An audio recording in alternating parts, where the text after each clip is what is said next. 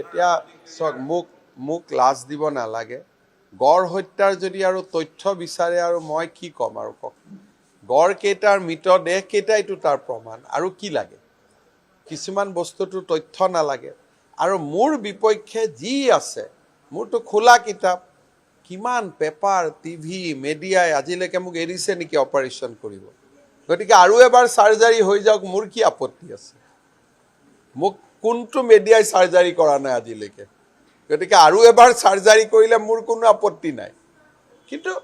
গড় কেইটাৰ মৃতদেহ কেইটাক মই এটা মৰা গড় কেইটাক নাই মৰা বুলি কেনেকৈ কম সেইটোতো মই পাপ কৰিব নোৱাৰোঁ নহয় বদৰুদ্দিন আজমলক কিয় জিকাব লাগে জিকাব যদি চেষ্টা কৰোঁতো ৰকিবুল হুছেইনকে জিকাব চেষ্টা কৰিম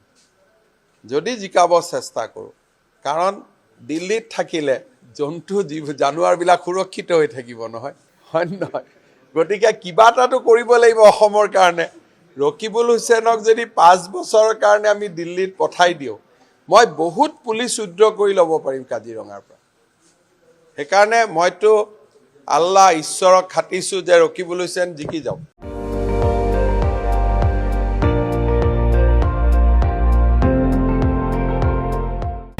আপুনি চাই আছে ND24